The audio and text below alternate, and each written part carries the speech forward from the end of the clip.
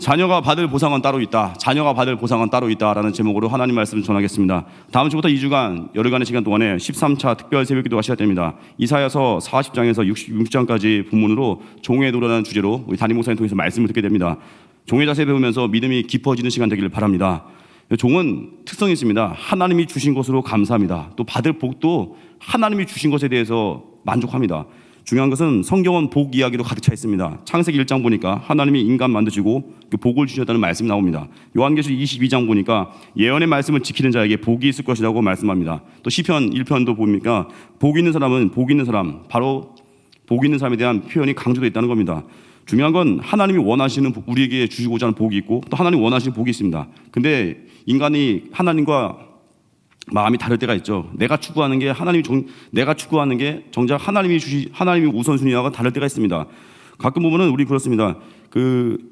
현대인들이 지금 추구하는 복 중에 최고가 무엇이겠습니까? 영적인 복이요? 물론 맞습니다. 우리 교회 같이 뜨거운 교회는 진짜 영적인 복을 구하죠. 선교의 복을 구하고 예배의 은혜를 구하고. 근데 보면은 현대인들 보면 자기 내면 속에 그 마음 자리 잡은 우상이 있습니다. 돈이거든요. 어떤 사람은 또 건강일 수도 있고. 그리고 가정 신방이나 이렇게 뭐 교회에서 대표 기도할 때 막 이런 기도하죠. 뭐 하나님 주를 위해서 내 생명 드리게 하옵소서. 뭐 선교 보내 주옵소서. 선교 갈 줄 믿습니다 하면요. 아멘이 나오긴 나오는데 보통의 아멘 소리. 그런데 갑자기 기도할 때 가정 신방 같은 데 가가지고 물질의 축복을 주옵소서 하면 아멘이 쩌렁쩌렁하게 그냥 가정이 떠나갈 것 같아요. 옆에 사람 다 들릴 것 같이. 물질의 축복, 뭐 건강의 축복, 이 자녀가 대학 입시 뚫릴 줄 믿습니다. 그냥 아멘이 어찌 크게 나오든지 뭐 공감을 안 하시는데 다 하시잖아요. 다 그 마음에 그 니드가 있거든요. 보면 다 그래요. 우리 교회도 이제 1년에 한 번씩 그 수능 시험 당일날 수능 기도회가 있잖아요. 그럼 그때는요 얼마나 간절하겠습니까? 수능 기도회를 하거든요. 교회에서 아침부터 수능 끝날 때까지 학부모님도 오셔서 얼마나 간절히 기도하는지 한번 와서 보세요. 그 부흥의 현장을. 평상시 그렇게 제가 정죄하는 게 아니라 평상시 그렇게 계속 기도하면요 그 자녀가 망하겠습니까? 늘 그냥 성장하고 그냥 뜨겁게 충성하지. 우리 인생에 내가 추구하는 바는 되게 그런 것들이에요. 근데 되게 물론 그 복도 귀한데 그건 하나님 봤을 때 부차적인 겁니다. 하나님이 진짜 우리 원하는 뭐예요? 내 영혼이 잘 되는 거예요. 내 영혼이 잘 되는 거. 내 영혼이 하나님 앞에 예배자로 서 있는 거. 내 영혼이 주를 위해 충성하는 복. 그게 주님이 기뻐하는 가장 큰 복이라는 겁니다. 그래서 우리 사람들 만날 때 축복도 그래요. 성경에 분명히 축복인데 사람 만나서 이렇게 축복을 얘기하면요 당황하는 경우가 있어요. 예를 들자면 뭐 성경 나오죠. 뭐 아브라함에게 주신 하나님 축복, 뭐 내 자손이 하늘의 별과 같이 많아지라. 자식 많다는 거잖아요. 제가 우리 교회도 보니까 서로 30살 돼서 자녀가 벌써 셋인 어느 가정이 있어요. 제가 그 형제한테 그랬어요. 남편한테. 아이고 이 정도면은 뭐 30대에 뭐 7도 가능하겠다 했더니 막 옆에 화를 내고 막 어떻게 그런 소리를 할 수 있냐고 막 정색이라도 정색을. 성경에 있는 거 얘기해 준 건데 내 자손이 하늘의 별과 같이 많아지라. 맞잖아요. 복이잖아요. 뭐 당황을 하고. 또 이번에도 우리 결혼한 뭐 민경 형제하고 정아름 자매 결혼했죠. 뭐 저도 이제 축하하고 왔는데 그야 가정 물어봤어요. 이제 어떻게 시작합니까? 어디서 합니까? 했더니 시부모님을 모시고 살게 됐대요. 그래서 제가 뭐 아름 자매 칭찬하면서 에베소서 말씀같이 부모 공경하는 자에게 잘 되고 땅에서 장수할 거라고 당신은 루시라고 막 그냥 시어머니 잘 생겨가지고 복 받은 사람이라고.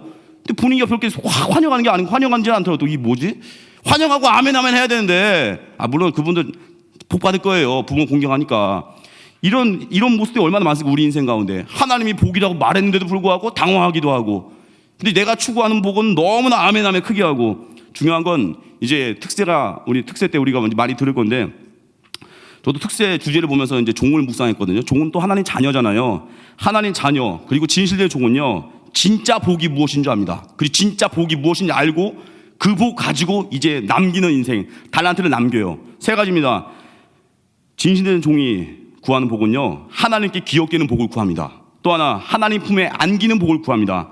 그 3번째는 이 복받은 자로서 이제는 받는 인생에서 머무는 게 아니라 주는 인생, 기버가 됩니다. 3가지 차례대로 증거하겠습니다. 첫째, 진실된 종이 구하는 것, 자녀가 구하는 것은 하나님께 기억되는 복을 구한다는 겁니다. 욥기 1장 8절 보니까 내가 내 종 욥을 주의하여 보았느냐 그와 같이 온전하고 정직하여 하나님을 경외하며 악에서 떠난 자는 세상에 없느니라. 하나님이 지금 욥에 대한 자부심을 선포하는 거예요. 이런 욥을 봤냐? 하나님의 기억 속에 또 하나님 봤을 때 너무나 욥이 멋진 거예요. 온전하고 정직하고 하나님 경외하고 악에서 떠났고. 근데 하나님이 이렇게 자랑하니까 이런 하나님 자랑 때문에 또 욥은 또 사단의 시험도 당했죠. 삶이 너덜너덜해졌어요. 재산도 잃고 자녀도 잃고 건강도 잃고 오늘 설교 제가 부제에 달았죠. 모든 것을 다 잃은 사람 욥이 이랬어요. 모든 걸 다 잃었어요. 근데 견뎠어요. 이겨냈어요. 하나님 바라봤어요. 주님과 깊어졌어요. 이후에 보면 하나님께서 욥에게 갑절의 축복을 주셨습니다. 짐승의 수도요 이전부 다 갑절로 들었고요. 죽은 10명의 자녀 숫자 하나님께서 다 맞춰서 다시 주셨고요. 수명도 140년이나 연장되었습니다. 대단한 복이죠. 대부분 사람들은 여기서 이걸 보면서 욥기는 역시 고난을 견디면 갑절의 축복이야라고 해석하는데, 욥은요 이걸 보상으로 여긴 게 아니에요. 욥기 읽을 때 고난 견디면 갑절의 축복, 이거는 좀 낮은 수준의 해석이고요. 욥은요 시험 당하기 전부터 하나님 마음이 이미 복된 종이었어요. 이게 뭐냐면은 예를 들자면 이거예요. 여러분 학교 다닐 때 공부 좀 하신 분들 있습니까? 학생들 모의고사 가끔 보죠. 고등학생들 매달 보기도 하고. 모의고사 많이 본다고 성적이 오를까요? 아닙니다. 평상시 공부 안 하는 애는요 모의고사 봐도 계속 그냥 하위권이에요. 계속 모의고사는 평상시 실력을 한번 확인해 주는 것뿐이다. 확인해 주는 거예요. 욥은요 한마디로 그의 믿음이 평상시에도 강력했어요. 욥의 평상시 믿음도 하나님 보시기에 복된 모습이었어요. 그래서 평상시 실력이 사탄 고난 당하면서 증명된 것뿐입니다. 증명된 거예요. 우리 인생도 보면 그래요. 어떤 사람도 사람한테 시험 당했다고 합니다. 누구 때문에 시험 당했어. 그 사람 때문에 시험 당한 게 아니라 이미 자기 마음이 시험 당해 있는 거예요. 썩은 음식을 이렇게 그래서 담아놨는데 쟁반 덮어놨죠. 누가 와서 쟁반 뒤집었더니 썩은 음식이 나왔어요. 쟁반 뒤집은 사람이 책임이 큽니까? 아니면 썩은 음식 둔 사람이 큰 거예요? 썩은 음식 둔 사람이 책임이 크죠. 우리 인생의 내 영혼을 관리 못한 게 내 책임이 큰 겁니다. 남이 누가 시험했다가 아니에요. 이미 내 영혼이 먼저 병들어 있는 겁니다. 그래서 우리는 예배가 중요해요. 예배를 통해서 내 안에 도끼를 다 빼내야 누가 뭐라고 해도 여유가 있어요. 웃을 수 있어요. 핍박 잡으면서도 이거 불쌍한 것, 내가 너 사랑해 줄게. 이게 담대함. 욥은 이런 모습이 있었다는 거예요. 하나님 주신 복 중에선 복은요 우리가 무언가 받고 하는 그 복이 아니라 하나님께 기억되는 복, 이게 정말 멋진 복입니다. 욥은 복된 종으로 기억이 되었습니다. 이제 귀로 듣던 하나님을 눈으로 뵙게 된 거예요. 친구도 보지 못했고 어떻게 보면 사탄도 보지 못한 주인과 종 사이에 아주 깊어진 교제, 강력한 교제, 이게 진짜 복입니다. 오늘 본문의 달란트 비유 보셨습니까? 어떻게 보면 비슷한 맥락인데, 주인이 어떻게 해요? 5달란트, 2달란트 남긴 종을 오늘 칭찬하는 게 본문인데, 두 가지가 핵심이에요. 주인은 종들이 남긴 이익 때문에 칭찬한 거 없습니다. 주인은 어떻게 보면 이 일들은요 주인이 봤을 때 작아 보이는 일들이거든요. 근데 주인은 과분하게 칭찬했어요. 그리고 또 하나, 주인은 돈으로 보상하지 않았습니다. 한번 돈으로 보상을 뭘로 했어요? 주인의 즐거움에 참여하는 걸 가지고 보상해 줬어요. 이게 뭐냐? 더 큰 사명을 맡기는 신뢰, 동행, 이게 진짜 보상이라는 거예요. 예를 들자면 저도 이번에 네팔 선교 지난번에 갔다 왔는데, 네팔 선교에서 화수 사역하면서 수요일과 목요일에는 한 학교에서 이틀간 사역을 했습니다. 제가 한 일은 주로 체육 활동인데 정말 단련하게 뛰었어요. 열심히 뛰었어요. 아주 그냥 바글바글 애들 몰려들는데 안 지치게 열심히 뛰었어요. 근데 쉽지 않더라고요.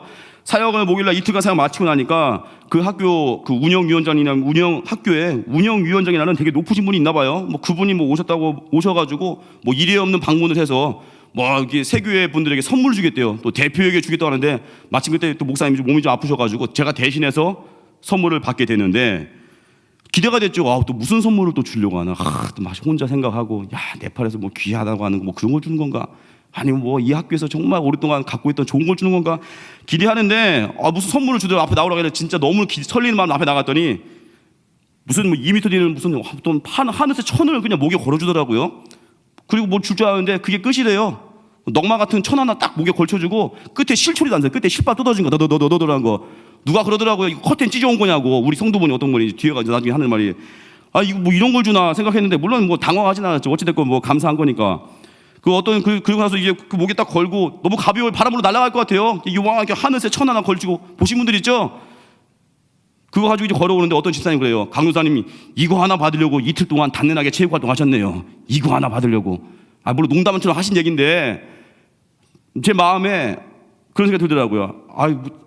이거 이런 걸 주나 하면서도 제 마음 기쁨이 있어요. 뭐냐? 이건 하나의 작은 징표고요. 그분들이 우리에게 준 최고의 보상이 뭐예요? 다음번에도 와서 사역해 주십시오. 다음번에도 우리 크리스찬 스쿨이었거든요. 다음번에도 우리와 연계돼서 이 아이들에게 복음을 증거해주고 이 아이들과 함께 교제해 주십시오. 그분이 우리에게 준 거는요, 넉마 이게 아니라 최고의 보상은 신뢰였어요. 신뢰, 동행이었어요. 그래서 우리는 뭐예요? 우리에게 준 사명이 뭔가 이 땅을 살 때 십자가 증거하는 거잖아요. 부활의 증인되는 거잖아요. 이 일 위해서 우린 부름받았습니다. 생명을 구하는 일이죠. 이걸 돈으로 환산할 수 있어요? 이거를 돈을 바꾼다고요? 할 수 없죠. 생명 구원하고 그 대가를 돈으로 받는다면 이건 종이 타락한 거죠. 최고의 보상은요, 주님과 동행하는 겁니다. 주님과 깊어지는 겁니다. 그래서 남녀 교제도 그런 겁니다. 그 남녀 교제도 여자에게 뭐 남자가 뭐 데이트할 때 많이 돈 쓴다고 하잖아요. 한마디로 자매에게 투자 많이 한 형제에게 줄 수 있는 최고의 보상이 뭐예요? 그녀와 동행하는 거예요. 동행하는 거. 절정의 보상은 함께 사는 거겠죠. 그녀의 미소를 가까이서 보는 거예요. 근데 남자가 자매에게 투자했다고 그거 돈 뽑아내려고 하면 그놈은 제비족이죠. 못된 놈이죠. 그리고 이 베테랑 선교대원들에게 줄 수 있는 최고의 복이 무엇이겠습니까? 선교 후 선교 끝났더니 사업이 대박 났더라. 선교 끝났더니 취업됐더라. 선교했더니 결혼했더라. 선교했더니 믿지 않는 가족이 돌아왔더라. 이것도 복이긴 한데 이거 부차적인 거고요. 선교대원들이 갔다 오고 나서 받는 최고의 복은요, 그 다음 사역을 위해서도 쓰임 받는 거, 그 다음에 제주 선교도 쓰임 받고 고성에도 쓰임 받고 대만에도 쓰임 받는 거, 계속 쓰임 받으면서 주님과 동행하는 그 자리 가는 거, 이게 최고의 보상입니다. 한마디로 오늘 본문 말씀 같이 주인의 즐거움에 참여하는 거, 이게 진짜 보상이에요. 헛된 거 바라지 마십시오. 물론 하나님 우리 사랑하시기 때문에 우리의 필요를 아시고 주십니다. 하지만 내 필요는 부차적인 거예요. 하나님이 진짜 원하시는 생명으로 보상해 주시는 것, 거기에 우리의 만족과 기쁨과 영광이 있습니다. 두 번째예요. 하나님 품에 안기는 복. 진실된 종에게는 하나님 품에 안기는 복을 구한다는 겁니다. 요한계시록 보면 사도 요한은 그 반모섬에서 극렬한 고통을 당하고 있습니다.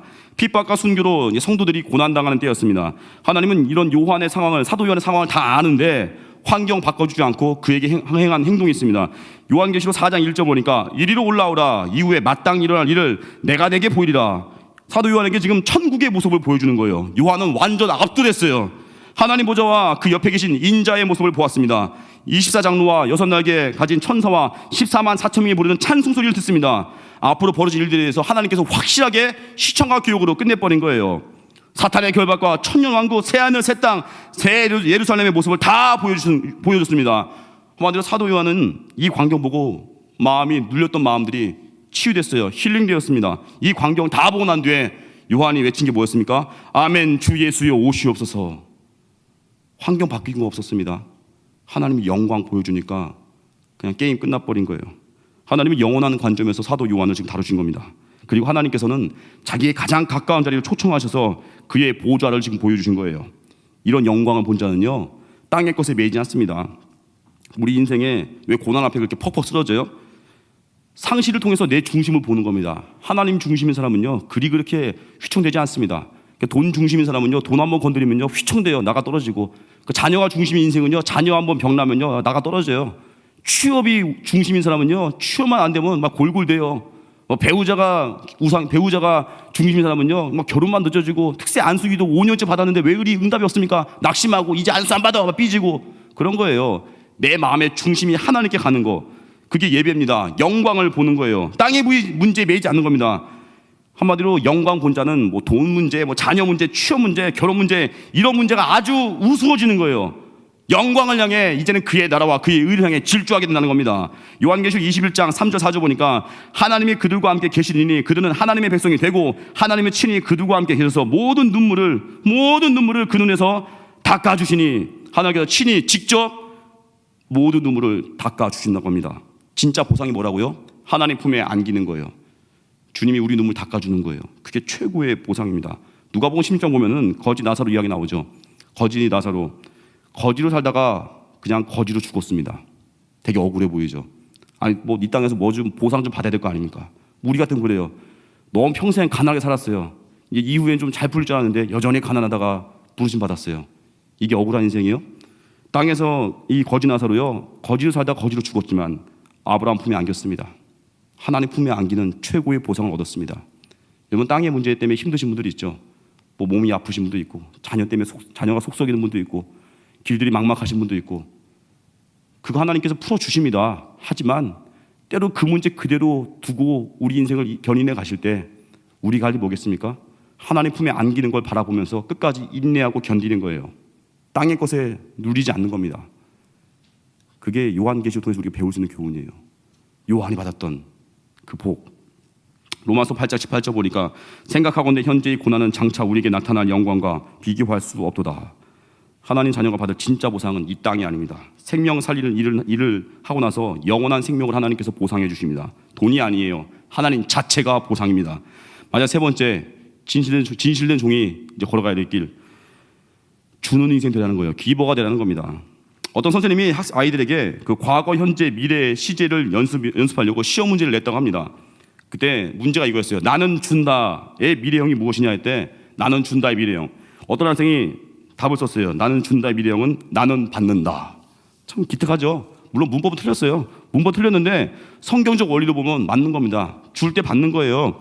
갈라디아서 6장 7절 보니까 사람이 무엇을 심든지 그대로 거두리라. 한마디로 죄송합니다. 콩 심은 데 콩 나고 팥 심은 데 팥 난다는 거예요. 뭐 심는 원리인데 그 베스트셀러로 유명한 뭐 기브 앤 테이크 책이 있는데 그 저자 애덤 그랜트가 그 국내 그 인터뷰했던 기사가 있어요. 그때 국내 기사 제목이 뭐였냐면은 호구의 재발견, 베푸는 자가 성공한다. 이 저자가 애덤 그랜트가 말합니다. 저자가 말하는데 사람들이 성공에 있어서 가장 정말 중요한 것 중에 정말 중요한 것이 있는데 사람들이 간과하는 게 하나 있대요. 그게 뭐냐면은 타인과의 상호작용인데 타인과 상호작용을 한 면으로 보면은 이 저자가 세 부류로 분류했어요. 기버, 테이커, 매처. 기버는 뭐냐면은 받은 것보다 더 많이 주는 걸 좋아하는 사람, 이게 기버고요. 테이커, 주는 것보다 더 많이 받아먹기를 원하는 사람, 벗겨먹기 좋아하는 사람들. 매처, 받은 만큼을 돌려주는 사람, 난 네가 준 만큼 준다. 근데 이 매처는요, 어떻게 보면 기버와 테이커 사이에 되게 균형을 잡는 듯한데 자기 이익이 민첩해 보이죠. 근데 저자가 말합니다. 저자는 기버가 성공 가능성이 훨씬 높다는 거예요. 제가 봐도 그래요. 이렇게 매처같이 맨날 이렇게 뭐 더치페이 좋아하고 이렇게 맨날 네가 낸 거 네가 낸 만큼 내가 한다. 얼마나 피곤하겠어요. 얼마나 머리 아프겠어요. 오히려 주는 인생이 담대하고 주도권주입니다. 사도행전 20장 35절 보니까 또 주 예수께서 친히 말씀하신 바 주는 것이 받는 것보다 복이 있다 하심을 기억하여야 할지니라. 이 말씀 믿으시죠? 주는 인생이 복 받는 인생입니다. 주는 인생이 오히려 주도권을 주고요. 주는 인생이 여유로워지고요. 주는 인생이 담대해집니다.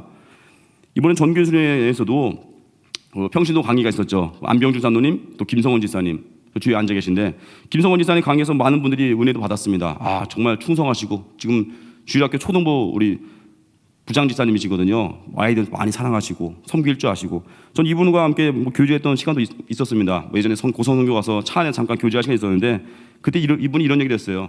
자기는 이렇게 월 소득 받으면요 11조는 당연히 하는 거지만 항상 이렇게 구제할 비용, 섬기는 비용을 따로 떼어놓는데요. 근데 참 제 입으로 말하기 민망하지만 그 중에 사역자분들을 죄송합니다. 하라는 얘기 아니에요. 사역자분들을 섬기는 비용 따로 있대요. 이렇게 몇 퍼센트가. 또 이렇게 성도분들 선교가 할 때 후원하든지 하는 그런 금액이 따로 있대요. 그 퍼센테지가 그리 적지 않았어요. 그때가 몇 년 전 얘기인데 이번에 강의 들었죠. 제가 이거 일반화 시키는 건 아니지만 11조가 40배 들었대요. 40배. 그거 듣는 순간 많은 분들이 머릿속에서 벌써 계산은 핑크를 하더라고요. 40배면 도대체 얼마야? 이런 분들한테 제가 많이 들었거든요. 저도 계산해봤어요. 도대체 얼마일까? 40배 초창기 얼마였을까 생각했거든요. 그러니까 중요한 건 뭐냐면은 주는 그 모습 가운데 하나님께서 복을 안 주시겠냐고요. 저는 굉장히 많이 배웠습니다. 이번 강의도 은혜로 왔고 안병준 장로님, 김성원 지사님 두 분 강의가 굉장히 인사이트가 있었어요. 중요한 건 우리 인생에 주는 인생 되라는 건데 그 설득의 심리학이라는 책에서 보면요 최상의 설득을 위해서 먼저 주라고 합니다. 최상의 설득을 하려면요 먼저 주라는 거예요. 그 상대방을 한마디로 고마움에 빚진 상태를 만들라는 겁니다. 그래서 여러분 최고의 설득력은요 말의 언변보다도요 주는 겁니다. 최고의 설득은 먼저 희생하는 겁니다. 여러분 간사님들 계신데 양떼들 최고의 설득 뭔지 아십니까? 기도 말씀 당연한 거고 양떼를 위해서 시간을 내고요 물질을 내고요 그들을 위해서 희생의 대가를 보여주는 겁니다. 희생하면 따라오게 돼 있어요. 말을 안 듣는다고요? 무슨 희생을 했네 무슨 희생을. 희생하고 섬기면요 따라오는 거예요. 그게 진짜 설득력입니다. 온갖 좋은 게 모이는 거예요. 우리가 할 일 뭐겠습니까? 내가 줄 게 없다고요? 내가 줄 게 왜 없겠습니까? 먼저 인사하면 되죠. 먼저 말 걸면 되죠. 새로 오신 분이 있으면 먼저 전화하면 되죠. 먼저 작은 선물하면 되죠. 먼저 사과하면 되죠. 먼저 주는 자면 되면 되죠. 먼저 한번 환하게 웃어주면 되죠. 이거 돈 듭니까? 돈 안 들어요. 또 기도해주면 되죠. 어제도 베테랑 선교대원 중에 저한테 중보기도 문자가 왔더라고요. 기도했어요. 돈 들어가나요? 그냥 기도해주고 축복해주고 누구나 알 수 있는 거 이거 하면 된다는 겁니다. 오병이어 기적 보십시오. 한 어린아이가 자기의 떡 5개 물고기 2마리 가지고 나누면서 그거에서부터 시작된 거예요. 작은 나눔에서부터 오병이어 기적이 나왔습니다. 예수님 보시죠. 나눔의 끝판왕 자기 자신을 십자가에 던짐으로써 자기 목숨 걸어서 우리에게 생명을 주셨죠. 그게 예수님의 나눔이었어요. 십자가 짊어지심으로 우리에게 가장 귀한 생명 주셨고 영원한 천국 주셨고, 누가복음 6장 38절에 주라 그리하면 너에게 줄 것이니 곧 후이되어 누르고 흔들어 넘치도록 하여 너에게 안겨주리라. 우리에게 더 주신 것이 있습니다. 더 주신 게 사명이에요. 다른 사람을 위해서 막 나눠주십시오. 쓰십시오.